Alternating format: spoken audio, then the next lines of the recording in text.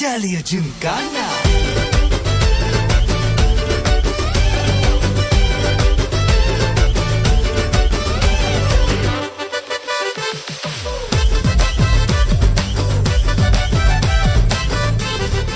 Hi guys, என்னடா purple கலராக வருதுன்னு பார்க்குறீங்களா? பர்பிள் கலர் வந்து ஒரு ஸ்பெஷலான கலர் தாங்க. ஹிஸ்ட்ரியை பார்த்தோம்னா இது அதிகமாக ராஜா ராணிகள் தான் அதிகமாக யூஸ் பண்ணியிருக்காங்க. பர்பிள் ஆடம்பரத்துக்காக மட்டும் இல்லாமல் அறிவும் ஆன்மீகம் சம்மந்தப்பட்டதுக்கும் இதை உபயோகப்படுத்தியிருக்காங்க.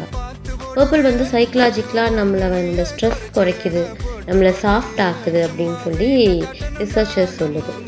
இன்னொன்று என்னென்னா, இது வந்து மற்றவங்களை அட்ராக்ட் பண்ணக்கூடிய ஒரு நிறம் அப்படிங்கிறதும் தெரியுது. பழங்காலத்தில் பார்த்திங்கன்னா பர்பிளை தயாரிக்கிறதுக்கு வந்து ரொம்ப கஷ்டமாக இருந்ததுனால இது செல்வமும் அதிகாரத்தோட அடையாளமாகவும் இந்த பர்பிள் கலர் இருந்திருக்கு. நம்ம சுருக்கமாக சொல்லணும் அப்படின்னா, பர்பிள் நிறம்ங்கிறது ஒரு அரிய தன்மை, அறிவுத்தன்மை, ஆன்மீகம், அதிகாரம், அமைதி மற்றும் அழகு, எல்லாத்துக்குமே காமனாக சொல்லலாம். இனிமையான நிறமாகவும் பல முக்கிய பொருள்களை குறிக்கும் வண்ணமாகவும் பர்பிள் நிறம் உலகமெங்கும் மதிச்சுட்டு வராங்க. ஸோ இந்த பர்பிளுக்கு இம்பார்ட்டன்ஸ் கொடுத்து தான் நம்ம மகாராணியில் வந்து பர்பிள் கலரை பேஸ் பண்ணி எல்லா ட்ரெஸ், சாரியிலேருந்து பேண்ட்டு, ஃப்ராக்கு, சுடிதார், செட்டு எல்லாமே வந்து பர்பிள் இருக்குது அப்படிங்கிறத டிஸ்பிளே பண்ணியிருக்கோம். ஒரு தடவை வந்து பாருங்களேன். சரிதானா? சரிதான்ப்பா. ஜாலியா ஜிம்கானா.